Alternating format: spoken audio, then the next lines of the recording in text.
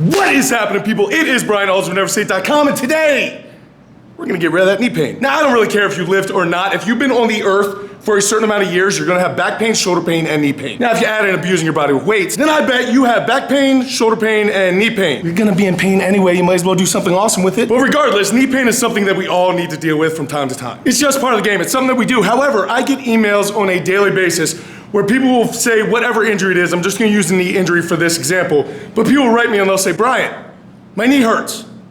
What should I do? Well, that's kind of like calling a mechanic and saying, hey dude, my car is making a funny noise, what's wrong with it? I could think of a few things, but I need a lot more information, and I typically do not answer those questions anyway, because I know I seem very, very competent, but I'm not a doctor. If the problem is serious enough for you to look up my email and send me a question, it's probably serious enough for you to go get an x-ray or an MRI, just to be sure, because right now, all that I'd be doing is kind of taking shots in the dark and hoping for the best possible result when getting a picture would be much shorter and you get back to training much, much faster. So before you go email anybody asking any type of advice on a serious injury, I would much rather you see you go to the doctor, because I can help once I know what's actually wrong, but until something's wrong, that's a good way to get sued. Yeah. So since knee pain is something that we're all gonna deal with from time to time, I just thought I'd make a quick, short video for you guys dealing with some of the most common knee pains when it comes to deal with lifting and normal everyday life, and just some quick fixes for that you guys can apply to your training and hopefully mitigate, if not completely destroy, that knee pain,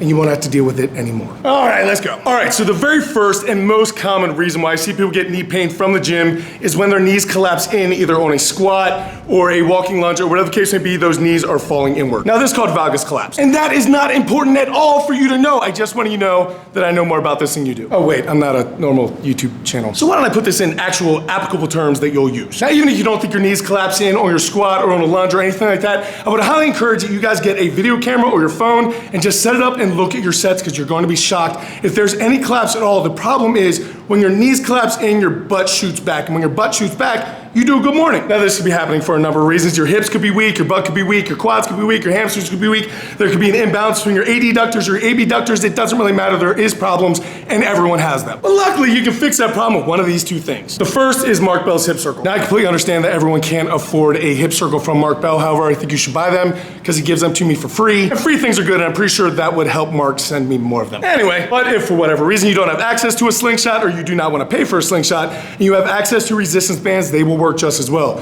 You take a resistance band, it's gonna change from person to person how much stress, what color, what band tension, everything, but all you're gonna do is double it up, and now you have yourself basically a poor man's hip circle. Whichever way you decide to go with is okay with me, but basically what you're gonna do with this is take this instrument and wrap it around the outsides of your knees. Now, during your warm-ups, you're just gonna walk from side to side, kind of in a ready position, half crouched, where you're just keeping tension on that band, stepping out, stepping in, stepping out, stepping in, both ways. This is going to do a lot to start firing your glutes and a lot of the muscles that you aren't currently using in your squat. So naturally, if you start using them, good things are gonna happen. Now, this isn't only gonna be firing the muscles that you really want to be using during your squat, but it's also gonna be cueing your mind to push those knees out. If you guys have been a fan of the channel for any amount of time, you will know that I am not a huge fan of pushing your butt back to descend in the squat. I want you pushing your knees out from the beginning all the way down through the movement, and this is gonna help cue that a lot, which should help your body stay more erect, which is gonna allow you to support more weight and theoretically squat more weight, not to mention the whole knee pain thing. I also really like keeping a hip circle or some resistance bands around my knees for my first couple sets of squats, just to continually cue those knees out. It helps a lot. I think you should try it. The second thing that is very, very similar to the first thing that is gonna help alleviate your knee pain is gonna be unilateral leg work. Now, I know a lot of you out there stay away from unilateral leg work for the sheer fact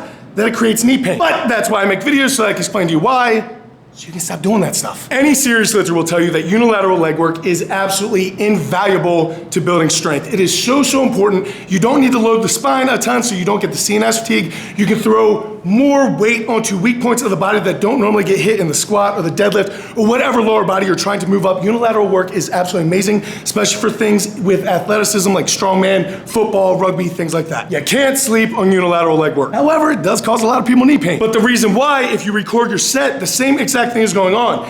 Instead of both of your knees collapsing in like you would on a squat, since you only have one knee out, that knee is collapsing in, which is creating a lot of shearing force on your MCL, your ACL, PCL. There's a lot of bad things going on. As a general rule, when knees bend sideways, it doesn't end well for anybody. The entire YouTube page is dedicated to that. So now we're just gonna take walking lunges. That's something that everyone has tried or everyone has done at some point in their life. When you do a walking lunge, most people are just trying to get through it. What I want you to do instead is once you're up with the weight in a supported position and you take your step, then I want you to drop your body straight down, almost like you're doing a Bulgarian split squat. A lot of people will lean way over forward in a dumbbell lunge or a barbell lunge, trying to use momentum to help themselves stand up, and that is going to throw that knee over top of the toes, sticks a lot of pressure there. You don't want to be doing that. So you want to drop straight up and down. But secondly, and the most important thing to stop some of that knee pain is that you want to be taking your knee and externally rotating it. You want to be pushing your knee to the outside. That's going to take all the tendons and ligaments in your knee and tighten them to work the way that they are supposed to.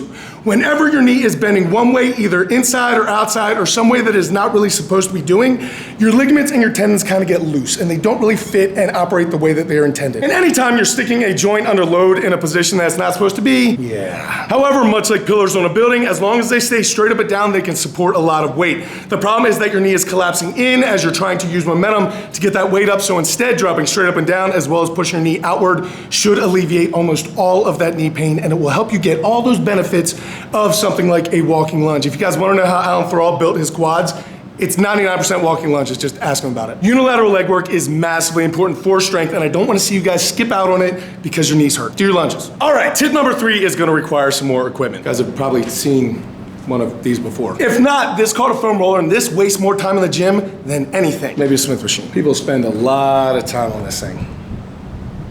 Good luck with that. But it is pretty important for this next drill. So a lot of people get knee pain right on top of their kneecap, and a lot of times that is a sign of patellar tendonitis. Now, tendonitis of your knees and your elbows and just about everywhere in your body is something you're really gonna have to get used to if you lift heavy weights for any amount of time. So it's just something you kind of need to deal with. However, when it happens in your kneecap, when you actually feel that pain in your kneecap, almost like a ice pick is coming through the back of your kneecap, through the front, that pain a lot of times can be alleviated if you just roll out your quads. Now again, if you don't have one of those fancy foam rollers, you can do the same thing for $3 and a piece of PVC pipe from the hardware store. And I actually like this better because it doesn't have as much give, so you get more out of it. But whichever one you decide to use, all you're gonna do is throw that thing on the ground, and then you're going to lay down in kind of a plank position, supporting yourself as little as you possibly can, or as little as you could possibly stand, because it's gonna hurt. If you're getting that kind of knee pain that I described and it is some form of light patellar tendonitis, that means that you're gonna have some knots inside of your quad that are gonna be called hot spots. They call them hot spots because they hurt a lot. But basically, you're gonna roll around on this thing on the front of your quad, on the inside of your quad, on the outside of your quad, roll all over until you find a couple of those hot spots. When you find one, you sit on it and you shake. Because again, it doesn't feel good. But if you continually work out these hot spots and your muscle gets smooth again, instead of having a bunch of knots, instead of it looking like beef jerky, it'll look more just like a steak, I guess. I don't know. I can't see my muscles. But if you add rolling out your quad to your regimen a couple times a week, it should pretty much get rid of that kneecap pain that I was describing. If not, again, go to the doctor. And then finally, tip number 4 is going to be walk correctly. And this is something that I talk about all the time, which is ingraining good reps. Good reps of anything. So if you're squatting and you have a set of 8, you have 8 opportunities to do a perfect squat, or you can just get through them. If you're just getting through them, then you're either ingraining good reps or bad reps, but you're teaching your body what you want it to do. If you're just getting through stuff, then your body is just getting through it. Or you can choose to do each rep absolutely perfect so that you get better. This is the key to getting better much faster, is having mindful practice in every single rep. However, that also bleeds into other areas of your life, which can lead to knee pain. So a lot of people walk funny. And I'm not saying you don't walk funny, but you, that guy, you walk funny. And maybe funny is the wrong way to put it. I'm not saying you walk funny. I'm just saying you're not walking as biomechanically efficiently as you could. Yeah. So next time you're walking, just go ahead and look down at your feet, and if you find yourself sticking your toes out almost like you're duck-footed, that is going to cause knee problems. Conversely, if you're turning your toes inward almost like pigeon-toed, that is going to cause a lot of knee problems as well. Now, I know some people have some medical issues and they can't help this, and that's not what I'm talking about here. I'm talking about a normal, everyday person who just walks, and they walk lazy because they're not really thinking about it or considering what that could potentially be doing to their squat or their hospital stay 6 months from now. So if you do have a healthy body, when you're walking, make a conscious effort to point your toes straight forward. Every single step is straight forward. Do not drag your feet. Pick your feet up, put them down, make a conscious effort. You would be absolutely shocked at how much that will help when it comes to stopping knee problems. Kelly Starrett, pretty much the mobility guy, the guy that everyone talks about for mobility, when asked what the #1 thing that parents could do to stop their children from having ACL problems or knee problems in high school sports, because just about everyone has some sort of knee problem in a high school sport, Kelly Starrett's one answer was, Teach them to walk correctly. So if you have children and you see them doing weird things with their feet, try to fix it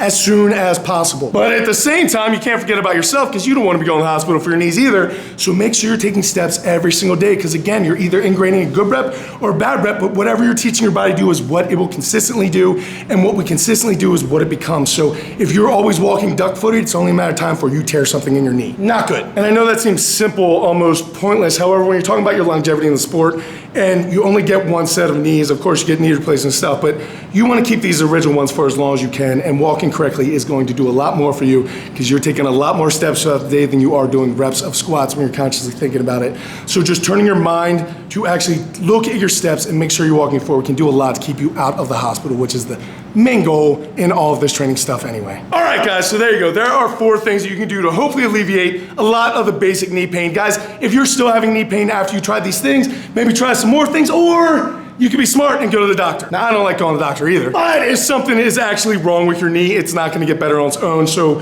you're either just delaying the inevitable or there's nothing actually wrong. And the things I talked about in the video should fix it. Either way, you'll know. So I really do hope that helps alleviate some of your guys' knee pain so you guys can lift heavier for longer, just like I'm trying to do. If we can all continue to help each other out, then it's just gonna help the sport grow and just help everyone get better. So hopefully that's working out. If you guys did order a program, you should already have it, unless you ordered it like a day or 2 ago. If you do not have it, make sure you email me because that means I messed something up. If you guys are interested in a program, you can email me as well. Guys, I thank you so much for watching this video. I hope these things are helpful to you guys. Thank you so much for commenting, sharing, doing everything you guys do. Guys, I will catch up with you later in the week, but until I do go out, do something amazing in your lives, keep working hard, people. Be nice to each other, and I'll see you then.